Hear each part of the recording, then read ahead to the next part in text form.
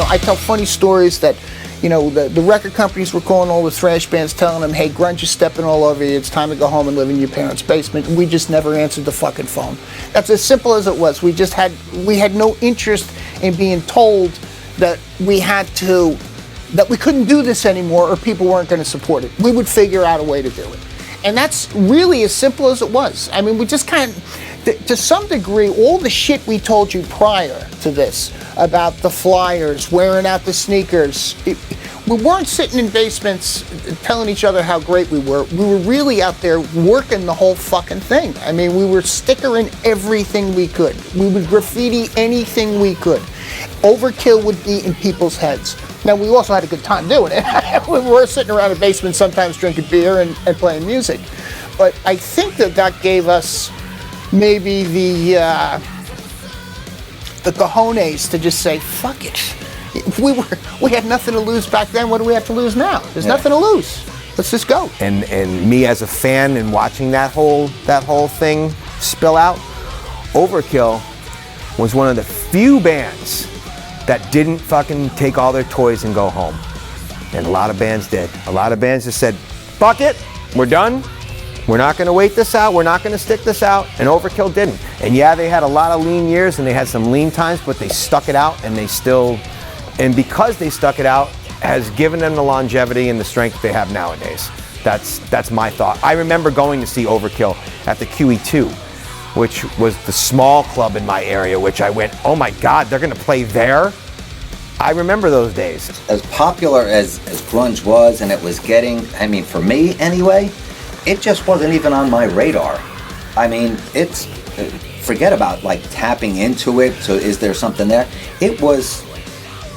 It's almost like hip hop is for me currently. It's like, well, this is a very popular form of music, and here are these artists, and doesn't even exist for me. I don't know who the artists are. I don't know what their records are. I don't know any of it, and could have cared less. Even like the hair bands, when the hair bands were going back in the day when they were kind of making a run, it's like, I didn't have any of that. I didn't know who they were. I was a thrash guy. That's what I listened to. I was totally into the scene, what we were doing, what the bands that we were like were doing. The first time I even got a Nirvana record was probably 15 years after they made it. It was, just as a curiosity thing. It just was not, it had nothing to do with reality. For me, it was like, all right, we got to do another record. Who can we talk to? Well, here's the labels that we can talk to right now that are still doing it. All right, we'll keep with them. And we kind of have stayed on this 2-year record tour. Really, because we got to pay the rent. How to make money, how to earn. So especially if we wanted to keep doing this. Yeah. Yeah. So we couldn't just say, hey, we're going to be musicians and just kind of hang around for 4 or 5 years. Right. Or some of the bands that were bigger, back in the 80s, they're like, you talk to them now a little bit, and it's like, oh, it's not back in the day when you can just sit at home and let the checks come in. I'm like, when the fuck were those days?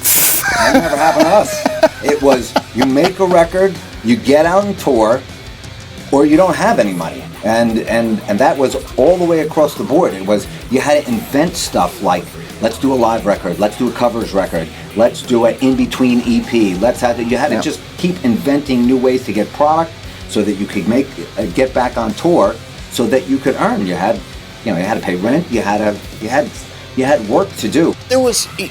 We talked all about those early days and that the shit I brought up about the flyers and the band growing, et cetera, and getting people to notice us.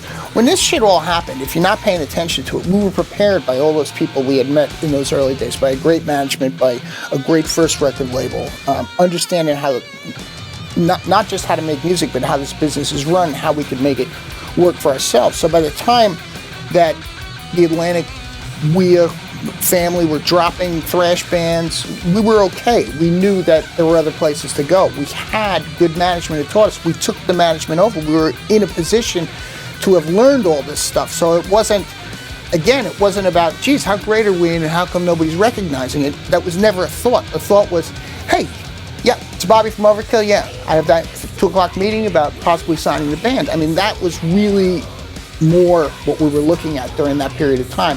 So it kind of took our time up to continue doing this. And we released some great records during that period of time. Yeah. And in my head, I always think that, you know, I never thought of anything as the salad days, but for sure those were the days where the hardest amount of work came in. But for some reason, it was just, we were prepared for it by the guys who brought us along.